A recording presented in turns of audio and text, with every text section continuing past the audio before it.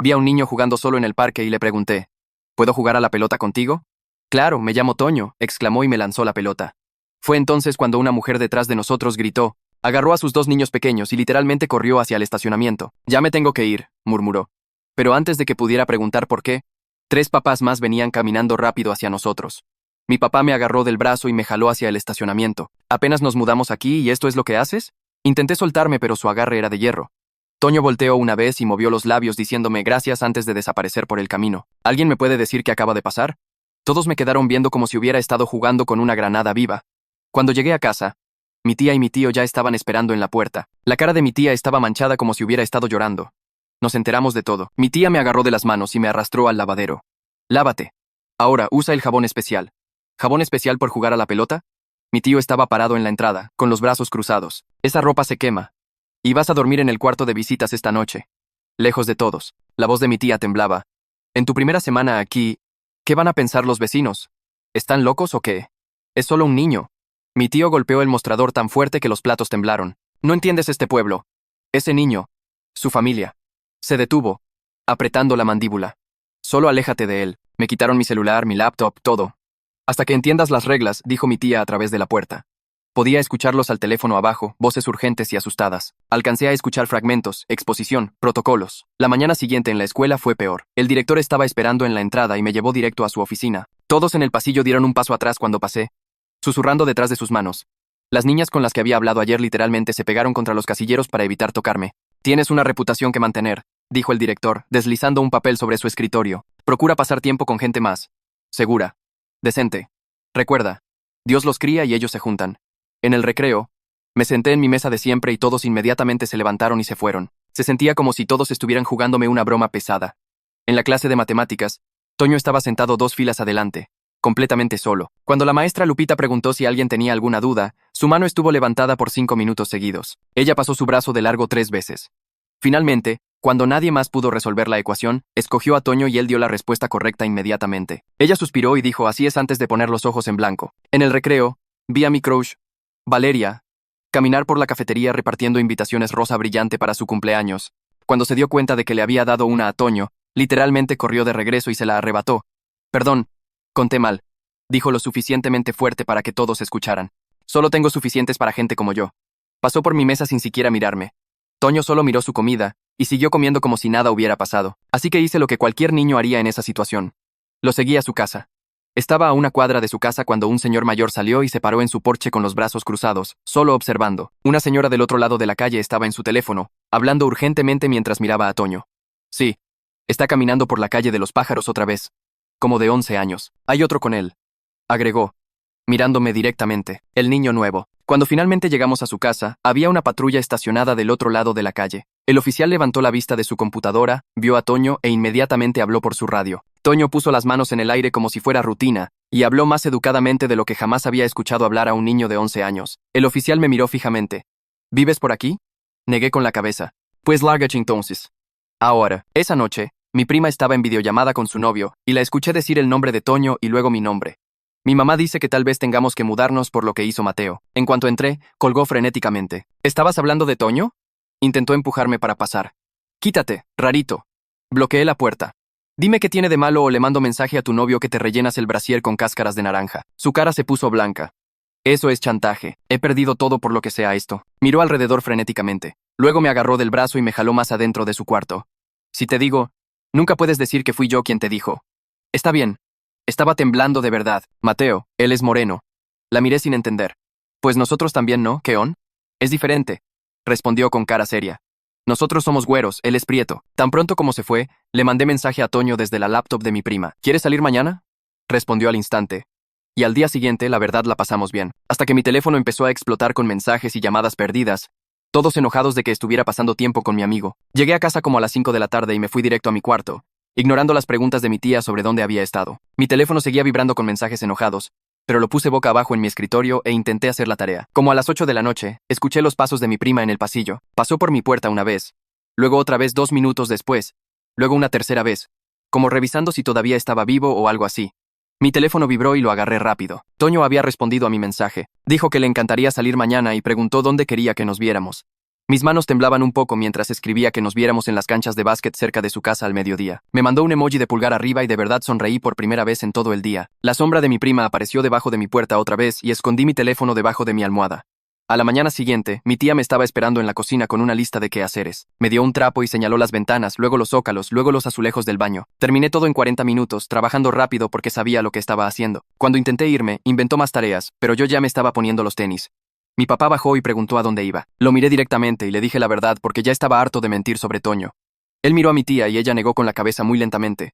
Su boca se apretó en una línea delgada. Sin embargo, ninguno de los dos se movió para detenerme. Mi papá solo suspiró y volvió a subir mientras mi tía se dio la vuelta y empezó a lavar platos que ya estaban limpios. Caminé a las canchas de básquet y vi a Toño ya ahí tirando tiros libres solo. El parque estaba completamente vacío, aunque hacía un clima perfecto, soleado y cálido con una brisa ligera. Empezamos a jugar 1 contra 1 y de verdad era muy bueno, mucho mejor que yo. Podía driblar detrás de su espalda y hacer tiros desde la línea de 3 mientras yo todavía estaba tratando de hacer una entrada sin tropezarme. Por como 20 minutos se sintió totalmente normal, solo dos niños jugando básquet y hablando de nada importante. Luego noté la misma patrulla de ayer estacionada del otro lado de la calle con el motor encendido. El oficial solo estaba ahí sentado viéndonos a través de su parabrisas. Toño me cachó mirando la patrulla y se encogió de hombros como si fuera lo más normal del mundo. Siguió votando mientras hablaba. La policía lo seguía a la escuela cada mañana, dijo. Se sentaban afuera de su casa durante la cena. Pasaban manejando cada vez que estaba afuera jugando o caminando o solo existiendo. Su voz no cambió nada cuando explicó esto, como si me estuviera contando del clima o qué desayunó. Le pregunté si alguna vez hacían algo de verdad, y dijo que a veces lo hacían irse a su casa sin razón, o le hacían preguntas sobre a dónde iba aunque fuera obvio. Había aprendido a solo ser educado y responder todo lo que preguntaban porque discutir empeoraba las cosas. Mi teléfono empezó a volverse loco como a las 12:30. Mensaje tras mensaje tras mensaje de mi prima, mi tía, mi tío. No me estaban preguntando dónde estaba porque alguien claramente ya les había dicho. Los mensajes se volvían más y más urgentes con cada uno. Mi prima mandó 3 seguidos diciendo vente a la casa ya. Mi tía mandó uno diciendo que estaba empeorando las cosas para todos. El mensaje de mi tío solo decía los Hernández te vieron, y de alguna manera ese se sintió como el más aterrador aunque no sabía quiénes eran los Hernández. Intenté ignorar mi teléfono pero seguía vibrando en mi bolsillo como una abeja enojada. Toño notó que estaba viendo mi teléfono y preguntó si necesitaba irme. Metí el teléfono bien adentro de mi bolsillo y le dije que no. Me iba a quedar. Seguimos jugando básquet, pero ahora todo se sentía diferente. De repente estaba consciente de cada carro que pasaba, cada persona que caminaba y se quedaba viendo, cada cortina que se movía en las ventanas de las casas cercanas. Había un señor lavando su coche 2 casas más abajo que seguía echando miradas hacia nosotros. Una señora paseando a su perro se cruzó al otro lado de la calle cuando se acercó. Toño no parecía notar nada de eso, pero yo no podía dejar de notarlo. Como a la 1 de la tarde, una señora salió de su casa y se paró en su porche con los brazos cruzados. Solo nos vio sin decir nada. Toño le saludó educadamente y le gritó buenas tardes, pero ella no le regresó el saludo. Se metió y pensé que tal vez eso era todo. 5 minutos después, otra patrulla se estacionó. No la misma que nos había estado viendo antes.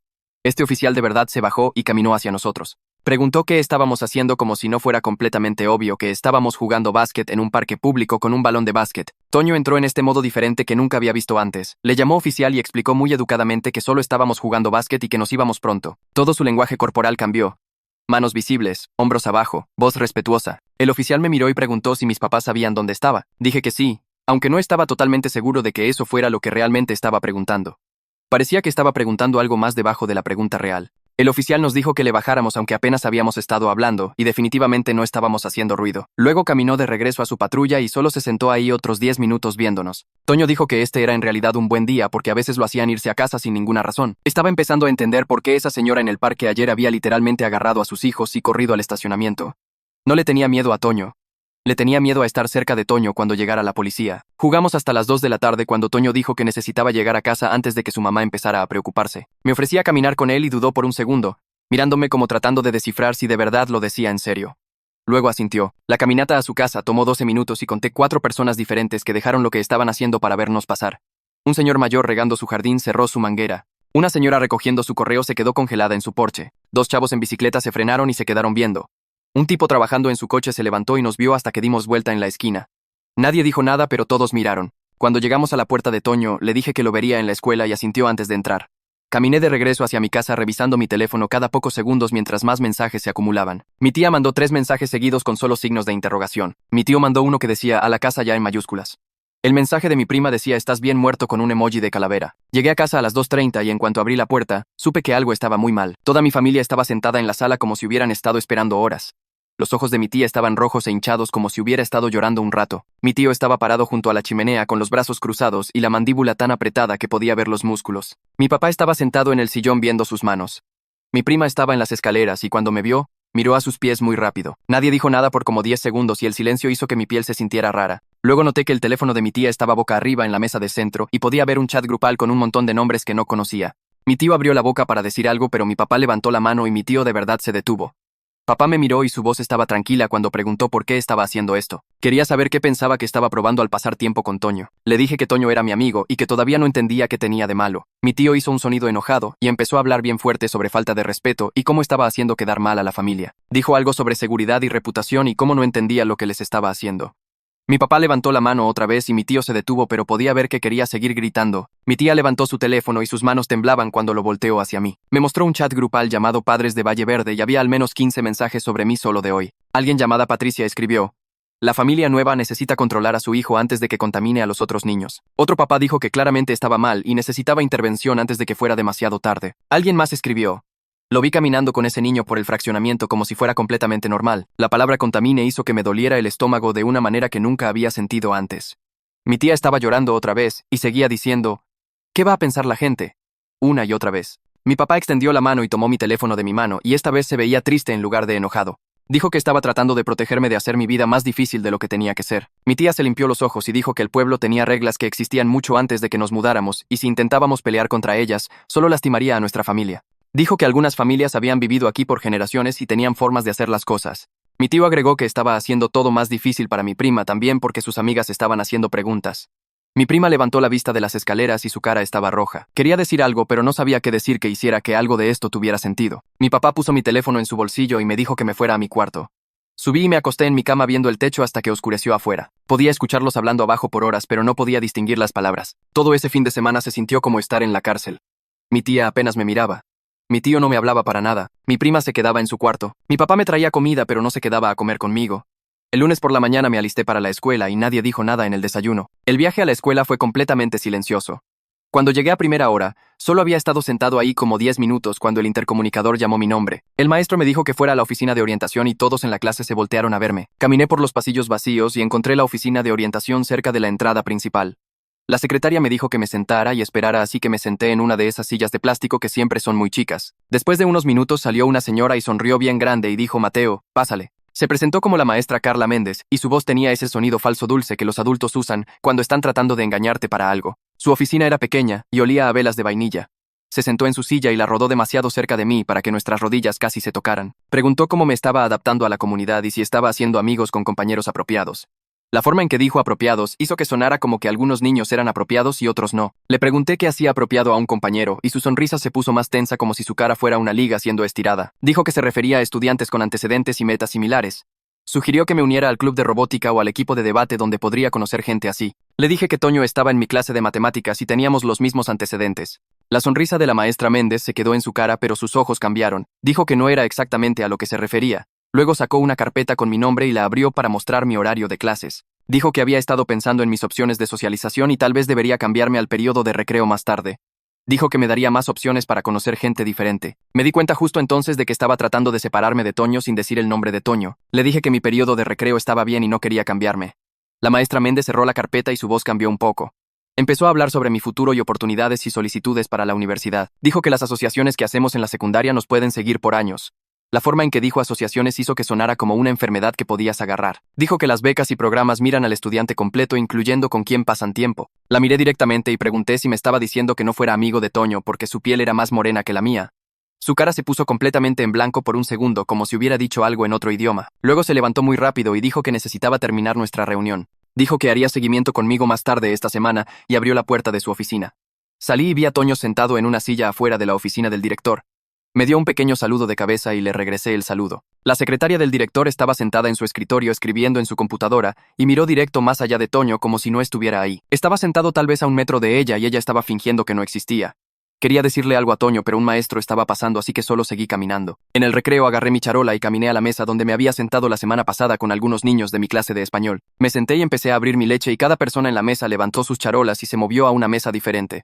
No dijeron nada ni me miraron, solo se fueron. Valeria pasó por mi mesa cargando su almuerzo e intenté hacer contacto visual, pero ella miró directo adelante como si fuera invisible. Terminé sentado solo en la punta de una mesa larga mientras la gente en las otras mesas susurraba y me señalaba. Podía ver a Toño sentado solo en el lado opuesto de la cafetería como siempre.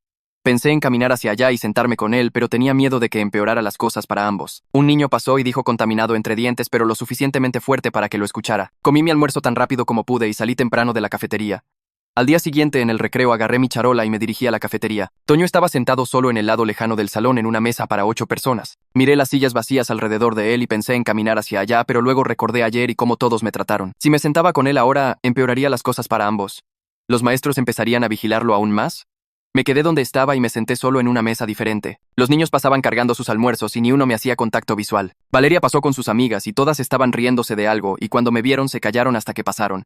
Comí mi torta y mantuve la cabeza abajo. Luego vi a Carlos viniendo hacia mi mesa con su charola. Se frenó cuando se acercó como pensando si sentarse, y por un segundo pensé que de verdad lo haría, pero siguió caminando y se sentó 2 mesas más allá. Al menos me miró. Al menos no fingió que era invisible como todos los demás. Después de la escuela finalmente recuperé mi teléfono de mi papá y revisé mis mensajes. Había como 15 mensajes de mis amigos de casa preguntando por qué ya no publicaba nada y si todo estaba bien. Marco quería saber si iba a volver de visita pronto. Dani me mandó un video chistoso y dijo que me extrañaba. No tenía ni idea de lo que estaba pasando aquí. Quería contarle sobre Toño y la patrulla y cómo toda mi familia se estaba portando loca, pero ¿cómo explicas algo así en un mensaje? Escribí 3 mensajes diferentes y los borré todos. Finalmente solo escribí que estaba ocupado acostumbrándome a la nueva escuela y que les hablaría pronto.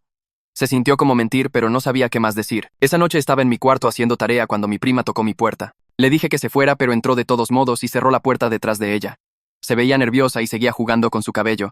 Dijo que quería disculparse por rastrear mi ubicación el otro día. Le pregunté por qué lo hizo y dijo que su mamá la obligó a activar eso de compartir ubicación en su teléfono. Dijo que toda la familia estaba bajo escrutinio ahora por lo que hice. Luego me dijo que los papás de su novio estaban haciendo preguntas sobre mí y su mamá sugirió que se dieran un tiempo hasta que las cosas se calmaran. Su voz se puso temblorosa cuando lo dijo y podía ver que había estado llorando. Dijo que su mamá no quería que él anduviera cerca de nadie que se asociara con gente como Toño. Le pregunté a qué se refería con gente como Toño y mi prima solo negó con la cabeza. La miré directamente y pregunté si de verdad creía que Toño era diferente de nosotros solo porque su piel era más morena. No me miró. Dijo que no era sobre lo que ella creía. Era sobre lo que todos los demás creían. Le dije que era una razón bien tonta para tratar mal a alguien. Se puso defensiva y dijo que no entendía cómo funcionaban las cosas aquí. Dijo que este pueblo tenía reglas y todos las seguían y yo no podía simplemente llegar y cambiar todo. Luego dijo algo en lo que seguí pensando después. Dijo: no puedes cambiar este pueblo, Mateo. Solo puedes sobrevivirlo. Se fue antes de que pudiera discutir con ella y escuché su puerta cerrarse de golpe por el pasillo. El sábado por la mañana me desperté temprano y decidí ir a la casa de Toño. No le dije a nadie a dónde iba. Solo dejé una nota diciendo que regresaría más tarde y salí antes de que mi tía pudiera hacer preguntas. La casa de Toño estaba como a 15 minutos y seguí revisando atrás para ver si alguien me estaba siguiendo. Cuando llegué me paré en el porche por un minuto antes de tocar. Una señora abrió la puerta y supe de inmediato que era la mamá de Toño. Tenía los mismos ojos que él. Me miró a la cara por mucho tiempo como tratando de descifrar si era seguro o peligroso. Luego sonrió un poco y me dijo que pasara. Su casa era muy normal por dentro. Había fotos familiares en las paredes y la cocina olía a galletas horneándose. No era lo que esperaba después de la forma en que todos hablaban de ellos. La mamá de Toño dijo que se llamaba Sara y me trajo un plato de galletas que todavía estaban calientes. Preguntó sobre mi familia y de dónde nos mudamos y cómo me estaba yendo en la nueva escuela. La pregunta parecía normal, pero podía ver que realmente estaba preguntando algo más, como tratando de descifrar por qué quería ser amigo de Toño. Toño bajó en pijama y se veía sorprendido de verme sentado en su sala. Sara nos dijo que podíamos pasar el rato, pero teníamos que quedarnos donde ella pudiera vernos. Lo dijo de manera amable, pero entendí lo que quería decir. Estaba protegiendo a Toño de cualquiera que pudiera decir que pasó algo malo. Nos sentamos en el sillón y Toño prendió su consola de videojuegos. Por un rato solo jugamos y no hablamos de la escuela o el pueblo o ninguna de las cosas difíciles. Se sintió bien ser solo niños normales jugando videojuegos. Estábamos en medio de una carrera cuando mi teléfono empezó a sonar. Era mi papá. Miré a Sara y ella pudo ver el pánico en mi cara. Antes de que pudiera contestar, caminó hacia mí y extendió la mano por mi teléfono. Se lo di y ella misma contestó. Dijo hola y se presentó muy tranquilamente mientras la voz de mi papá se ponía más y más fuerte a través del altavoz. Podía escucharlo preguntando dónde estaba y exigiendo que fuera a casa ahora mismo. Sara no se alteró. Solo dijo que era bienvenido en su casa y que se aseguraría de que regresara a salvo. Luego me regresó el teléfono. Mi papá todavía estaba gritando cuando puse el teléfono en mi oreja. Dijo que estaba castigado y que necesitaba venir a casa inmediatamente. Dijo que estaba siendo irrespetuoso y empeorando todo para nuestra familia. Sara me miró y movió los labios diciendo que estaba bien. Asintió hacia la puerta, dándome permiso de irme si necesitaba. Pero Toño estaba sentado ahí en el sillón viéndose esperanzado como si de verdad quisiera que me quedara. Respiré hondo y le dije a mi papá que estaría en casa en una hora. Luego colgué antes de que pudiera decir nada más. Toño sonrió y me pasó el control del juego. Como a las 3, Sara dijo que necesitaba ir a la tiendita de la esquina y preguntó si queríamos ir con ella. Todo el cuerpo de Toño se puso tenso. Sugirió que nos quedáramos en casa y siguiéramos jugando. Pero Sara dijo que no tardaría y que debíamos ir. No entendía por qué un viaje rápido a la tienda era tan problemático. Toño se levantó lentamente y se puso los tenis y los seguía al coche. El viaje solo tomó 5 minutos, pero Toño se sentó completamente quieto todo el tiempo con las manos en su regazo. Cuando nos estacionamos, finalmente entendí por qué no quería venir. El encargado detrás del mostrador levantó la vista cuando entramos, y sus ojos fueron directo a Toño. Salió de detrás de la caja y empezó a seguirnos por los pasillos. Ni siquiera fingió que estaba haciendo otra cosa. Solo caminó detrás de Toño viendo todo lo que hacía. Sara estaba viendo el pan, y el encargado se paró al final del pasillo viendo a Toño como si estuviera a punto de robarse algo. Toño mantuvo sus manos donde el encargado pudiera verlas todo el tiempo. No puso las manos en sus bolsillos ni tocó nada en los estantes a menos que planeara comprarlo. Cuando Sara fue a pagar, el encargado levantó cada billete a la luz y lo revisó como si pensara que el dinero era falso. Toño actuó como si nada de esto estuviera pasando. Solo se paró ahí tranquilamente esperando a que su mamá terminara, pero yo lo vi todo y no podía creer que esto fuera normal para ellos. Caminamos de regreso al coche y nadie dijo nada sobre lo que acababa de pasar, porque supongo que cuando algo pasa todos los días, ya no hay nada que decir al respecto. Íbamos a mitad de camino de regreso a la casa de Toño cuando noté la patrulla. No estaba estacionada esta vez. Se estaba moviendo justo junto a nosotros en la calle, yendo exactamente tan rápido como nosotros caminábamos. El oficial adentro no nos miraba directamente, pero podía verlo vigilando a través de la ventana. Sara puso su mano en el hombro de Toño y la dejó ahí. La cara de Toño no cambió para nada, pero su mandíbula estaba apretada como si estuviera apretando los dientes. Caminamos otra cuadra y el coche se quedó justo a nuestro lado. La gente en sus porches dejó lo que estaban haciendo para quedarse viendo. Una señora regando su jardín cerró la manguera y sacó su teléfono. Dimos vuelta en la esquina y la patrulla también dio vuelta, todavía igualando nuestra velocidad exactamente. Mis manos empezaron a sudar y las metí en mis bolsillos. Toño mantuvo sus manos afuera donde cualquiera pudiera verlas. Después de 2 cuadras completas, la patrulla finalmente aceleró y se fue. Sara apretó el hombro de Toño una vez y luego lo soltó. Nadie dijo nada sobre lo que acababa de pasar. Cuando regresamos a la casa de Toño, Sara fue directo a la cocina y empezó a hacer tortas. Nos preguntó cómo iba a la escuela mientras untaba crema de cacahuate en el pan. Toño se sentó en la mesa y dijo que la maestra Lupita ignoró su mano ayer por 5 minutos enteros en la clase de matemáticas. La cara de Sara no cambió para nada. Solo asintió y siguió haciendo las tortas como si le hubiera dicho el pronóstico del clima. Preguntó si dio la respuesta correcta cuando finalmente lo llamó. Toño dijo que sí, y Sara puso una torta frente a cada uno de nosotros. Miró a Toño y dijo bien, no les des ninguna excusa. Luego preguntó si quería jugo o agua. Toda la cosa se sintió tan normal y tan mal al mismo tiempo. Pensé en ayer cuando ese mismo oficial me habló en las canchas de básquet. Me hizo preguntas como dónde vivía y si mis papás sabían dónde estaba, pero con Toño solo dio órdenes. Lárgate, vete a casa, bájale. Mismo policía, misma situación, pero palabras completamente diferentes dependiendo de quién tenía la piel más morena. Terminé mi torta y revisé la hora en el reloj de la cocina de Sara. Eran casi las 5. Les dije que necesitaba llegar a casa antes de que mi papá perdiera la cabeza completamente. Toño me acompañó a la puerta y dijo gracias por pasar el rato. Sara me dijo que era bienvenido de regreso cuando quisiera. La caminata a casa tomó 15 minutos y mi teléfono vibró todo el camino con más mensajes enojados. Cuando abrí la puerta principal, mi papá estaba parado justo ahí esperando. Mi tía y mi tío estaban en la sala. Mi prima estaba en las escaleras viéndose culpable otra vez. Mi papá dijo que estaba castigado por 2 semanas empezando ahora mismo. Sin teléfono excepto para emergencias. Sin ir a la casa de Toño. Sin salir después de la escuela. Si le desobedecía una vez más me mandaría a vivir con mi abuela en otro estado y no estaba bromeando. Mi tía dijo que el presidente de la asociación de vecinos le llamó personalmente. El presidente quería expresar preocupaciones sobre nuestra familia y cómo nos estábamos adaptando a la comunidad. Mi tío dijo que estaba haciendo todo más difícil para todos y que necesitaba pensar en alguien más aparte de mí mismo por una vez. Me fui a mi cuarto sin discutir porque, ¿para qué? No iban a escuchar de todos modos. El fin de semana se sintió como si durara un mes. El lunes por la mañana entré a la clase de español y me senté en mi lugar de siempre cerca del fondo. Carlos entró unos minutos después, y en lugar de ir a su lugar asignado del otro lado del salón, se sentó justo junto a mí. La maestra levantó la vista de su escritorio y lo notó, pero no dijo nada al respecto. Carlos no me habló durante la clase. Solo se sentó ahí tomando apuntes como siempre. Cuando sonó el timbre agarró sus cosas y se levantó para irse. Dejó caer un papel doblado en mi escritorio mientras pasaba. Esperé hasta que se fue para abrirlo. La nota solo decía no estás mal en pluma azul. Eso fue todo.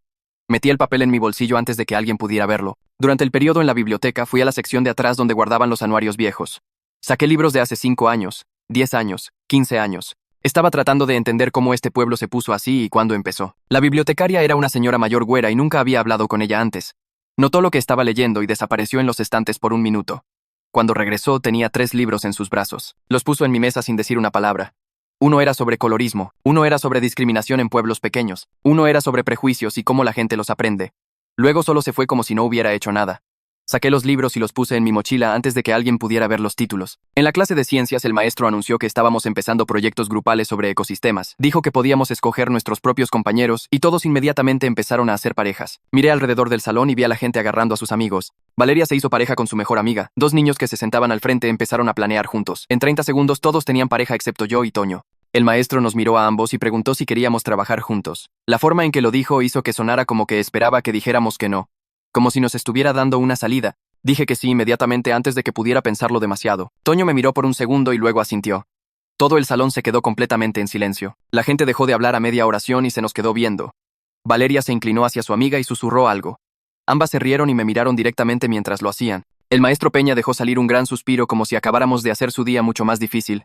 Dijo que necesitaríamos reunirnos con él después de clase para discutir expectativas y comportamiento. Cuando sonó el timbre, todos los demás salieron corriendo, pero Toño y yo nos quedamos en nuestros asientos. El maestro Peña cerró la puerta y nos dijo que nuestro proyecto necesitaba ser apropiado. Dijo que debíamos evitar temas controversiales. Toño preguntó qué contaba como controversial. El maestro Peña dijo cualquier cosa que pudiera hacer sentir incómodos a otros estudiantes. Me di cuenta justo entonces de que estaba tratando de controlar lo que presentaríamos antes de que siquiera empezáramos. Ya estaba asumiendo que haríamos algo malo. Después de que finalmente nos dejó ir, fui a mi casillero a agarrar mis cosas para la siguiente clase. Había pintura en aerosol en la puerta de metal. Alguien había escrito algo que no entendí completamente, pero sabía que era para insultar. El conserje ya estaba ahí con productos de limpieza tallándolo. Me miró con esta expresión triste, pero no dijo quién lo hizo o cuándo pasó. Escuché pasos y levanté la vista para ver al director caminando por el pasillo. Vio al conserje limpiando mi casillero. Me vio parado ahí. Solo siguió caminando como si nada estuviera pasando. No se detuvo para hacer preguntas. Ni siquiera se frenó. Caminó justo pasando nosotros y dio vuelta en la esquina y desapareció. El conserje siguió tallando, y yo me quedé ahí viendo las palabras lentamente desaparecer bajo su trapo, preguntándome cuántas veces había hecho esto mismo antes. Al día siguiente en la escuela, la maestra Méndez me sacó de segunda hora y me llevó a su oficina sin decir una palabra.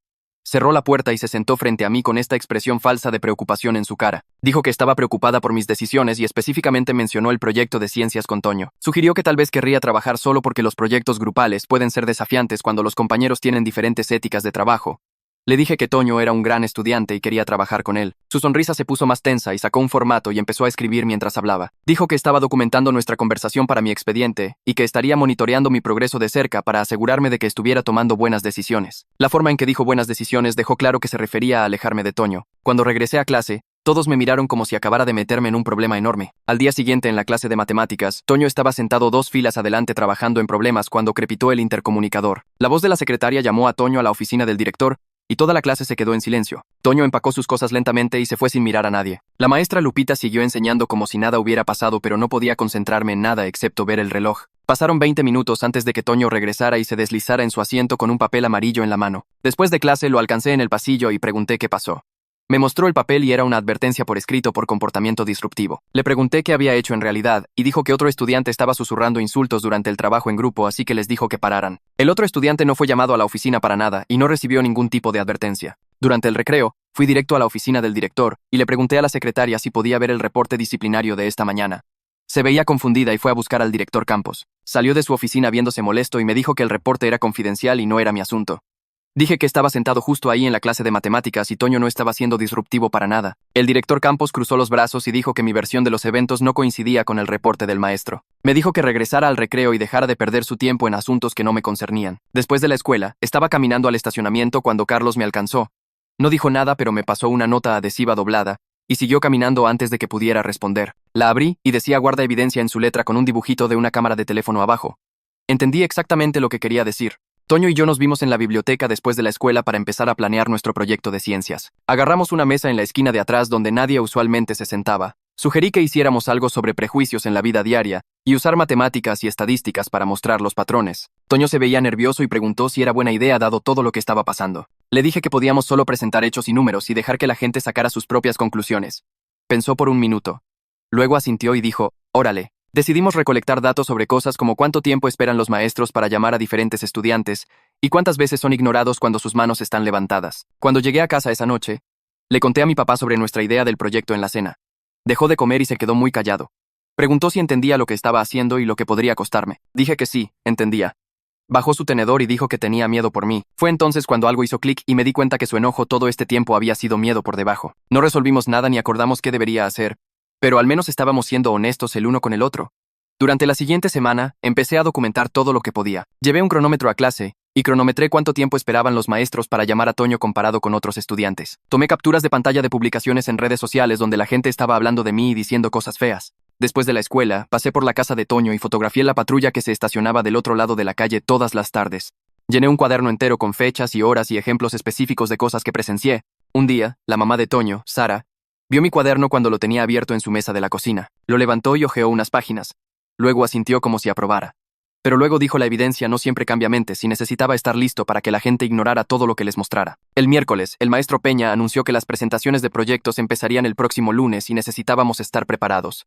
En cuanto lo dijo, la gente empezó a susurrar y vernos a mí y a Toño. Para el final del día, rumores se estaban esparciendo sobre lo que planeábamos presentar. Valeria les dijo a sus amigas que íbamos a atacar a la escuela y hacer que todos se vieran racistas. Ese viernes por la mañana, el director hizo un anuncio por el intercomunicador sobre contenido apropiado para presentaciones. Dijo que todos los proyectos necesitaban mantener un discurso respetuoso y evitar temas divisivos que pudieran hacer sentir incómodos a otros estudiantes. No dijo nuestros nombres, pero todos sabían exactamente de quién estaba hablando. El lunes por la mañana llegó y apenas dormí la noche anterior. El maestro Peña pasó los primeros 5 minutos de clase repasando reglas sobre discurso respetuoso y tono académico. Nos miró directamente a mí y a Toño todo el tiempo que habló. Los otros estudiantes estaban poniendo los ojos en blanco y susurrándose entre ellos, ya convencidos de que nuestro proyecto sería algún tipo de confrontación antes de que siquiera empezáramos. Cuando finalmente fue nuestro turno, Toño fue primero y proyectó nuestros datos. Mostró estadísticas sobre participación en clase y acciones disciplinarias y tiempos de respuesta de maestros.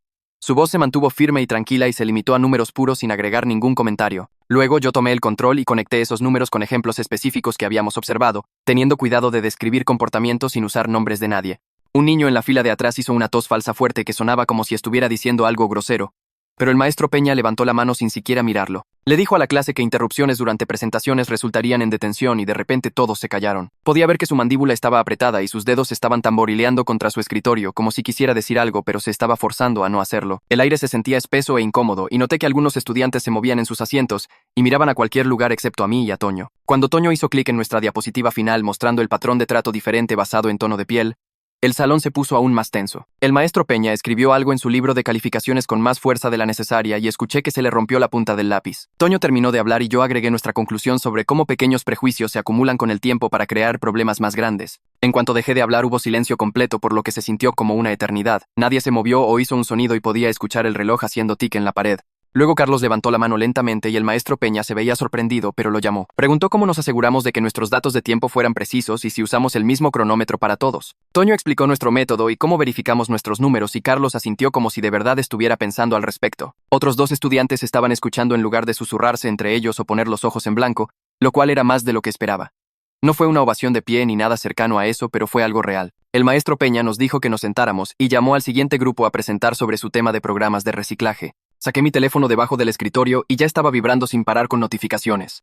Había mensajes de gente que apenas conocía diciéndome de cosas y diciendo que estaba tratando de armar drama. Alguien ya había tomado captura de nuestras diapositivas y las publicó con el texto: imagínate hacer todo sobre raza, y tenía 30 likes en 5 minutos. Valeria publicó en su historia con una foto de ella poniendo los ojos en blanco y las palabras: hay gente que solo quiere atención, con un emoji de ojo de lado apuntando directo a la cámara. Guardé cada captura de pantalla como Carlos había sugerido semanas atrás cuando todo esto empezó. Para cuando terminó la clase, tenía más de 40 mensajes y la mayoría estaban burlándose de nosotros o enojados de que hicimos sentir incómoda a la gente. Toño miró su teléfono y negó con la cabeza, pero no parecía sorprendido para nada.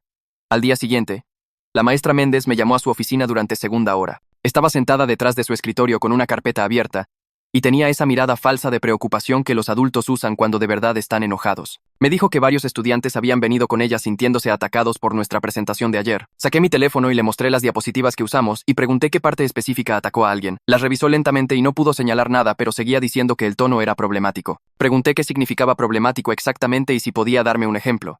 Dijo que era más sobre cómo hicimos sentir a otros estudiantes y que la intención no importa tanto como el impacto. Pregunté si iba a presentar una queja formal con ejemplos específicos para que pudiéramos atenderlos. Su cara se puso roja y dijo que consideraría los siguientes pasos y lo discutiría con el director. Me dijo que podía irme y salí sabiendo que nada se había resuelto de verdad. Esa tarde, fui a la biblioteca a trabajar en tarea y noté que la señora Patty había puesto una exhibición nueva cerca de la entrada. Tenía libros sobre pensamiento crítico y alfabetización mediática y cómo detectar prejuicios en la vida diaria. Un libro era sobre discriminación y otro era sobre evaluar fuentes de información. No me dijo nada cuando pasé, pero estaba arreglando la exhibición con cuidado y la vi echarme un vistazo una vez. Algunos estudiantes de verdad se detuvieron a ver los libros y una niña sacó un libro sobre prejuicios.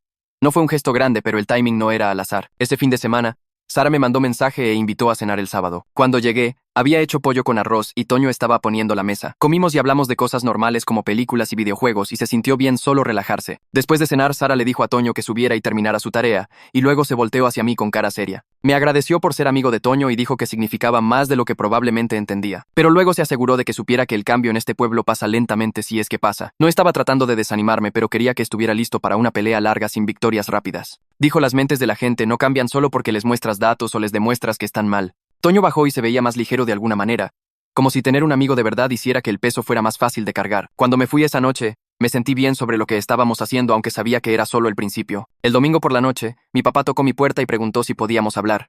Se sentó en mi cama y estuvo callado por un minuto antes de empezar. Dijo que el miedo lo hizo reaccionar mal cuando me hice amigo de Toño por primera vez. Explicó que mudó a nuestra familia aquí pensando que piel más clara nos protegería de algunas de las partes más difíciles de ser morenos. Verme rechazar esa protección lo aterrorizó porque sabía lo que enfrentaría. No estábamos de acuerdo en todo y todavía deseaba que hubiera escogido un camino más fácil, pero dijo que no me castigaría por tener principios. Me dijo que estaba orgulloso aunque tenía miedo y eso contaba para algo.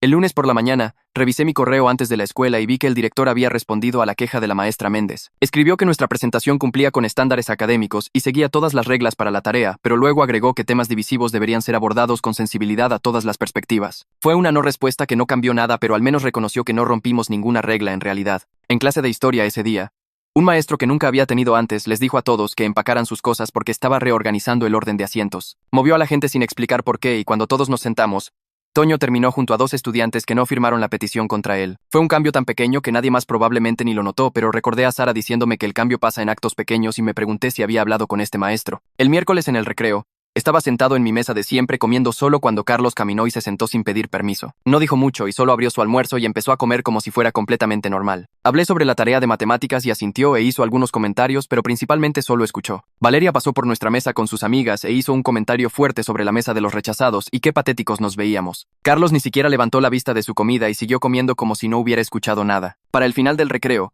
otro estudiante que reconocí de la clase de español se había unido a nosotros y le estaba preguntando a Carlos sobre la tarea de historia. Éramos 3 personas en total, lo cual no era exactamente una mesa llena, pero era mejor que comer solo. Cuando sonó el timbre y todos nos levantamos para irnos, sentí que algo cambiaba, como que tal vez las cosas estaban empezando a cambiar lentamente aunque fuera demasiado pequeño para que la mayoría de la gente lo notara. Después de la escuela ese día, tomé el camino largo a casa solo para poder pasar por la casa de Toño. La misma patrulla estaba estacionada del otro lado de la calle en el mismo lugar exacto donde había estado todos los días desde que me mudé aquí. Toño estaba en su entrada tirando canastas solo, y cuando me vio, saludó como si fuera completamente normal tener un policía vigilando cada movimiento. Saludé de regreso y seguí caminando mientras el oficial se sentaba en su patrulla con los ojos en ambos. No se bajó ni dijo nada, solo vigiló y probablemente escribió notas sobre con quién estaba hablando Toño. Toño metió otra canasta y regresó a practicar sus tiros libres como si la vigilancia fuera solo parte de su tarde normal. Pensé en detenerme a jugar con él, pero no quería darle al policía ninguna razón para bajarse de su patrulla. Toda la cosa se sentía tan normal y tan mal al mismo tiempo, como si así era la vida de Toño y había aprendido a seguir viviendo de todos modos. El sábado por la mañana, me vi con Toño en las canchas de básquet donde primero jugamos a la pelota. Ambos llegamos temprano y pasamos los primeros minutos solo viendo alrededor para ver quién estaba vigilando. Una señora mayor estaba paseando a su perro en el lado lejano del parque y se nos quedó viendo por un minuto sólido antes de seguir. Un coche se frenó mientras pasaba manejando y el conductor nos miró directamente antes de acelerar otra vez. Toño botó la pelota unas veces y preguntó si todavía quería jugar.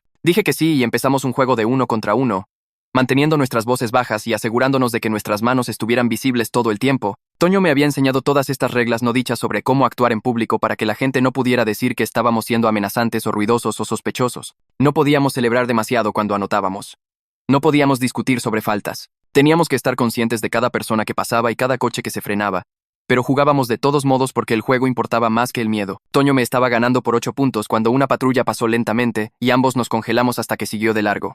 Luego Toño me pasó la pelota y seguimos jugando como si nada hubiera pasado. Esa noche me senté en mi cuarto y escribí en mi diario sobre todo lo que había pasado desde que mi familia se mudó aquí. Conté los amigos que tenía ahora y los comparé con los amigos que pensé que estaba haciendo en mi primera semana. Valeria ya no me hablaba. La mayoría de mi mesa del recreo me había abandonado. Mi prima apenas me miraba en los pasillos, pero tenía a Toño y a Carlos y ese niño de la clase de español cuyo nombre todavía no sabía, pero que se sentaba con nosotros de todos modos. 3 amigos de verdad eran mejores que 20 falsos. Escribí sobre cómo el pueblo no había cambiado para nada y probablemente no cambiaría pronto. Las mismas personas todavía se cruzaban de calle cuando veían a Toño. Las mismas patrullas todavía se estacionaban afuera de su casa. Los mismos maestros todavía ignoraban su mano levantada, pero yo había cambiado y eso era algo que podía controlar. Antes pensaba que podía arreglar este problema en una semana si solo le mostraba a la gente qué tan equivocados estaban. Ahora entendía que este era un camino largo sin final claro. No sabía si las cosas alguna vez mejorarían para Toño, o si la vigilancia alguna vez se detendría, o si la gente alguna vez lo trataría como si fuera solo un niño normal, pero al menos sabía hacia dónde caminaba y con quién caminaba. Cerré mi diario y me alisté para otra semana de las mismas peleas y las mismas pequeñas victorias que nadie más parecía notar. Y así termina esta historia, y estoy muy contento de que hayas estado aquí para escucharla. Las historias se sienten un poco más mágicas cuando se comparten. Espero que te vayas con el corazón más ligero. Suscríbete si quieres seguir compartiendo estas pequeñas alegrías conmigo.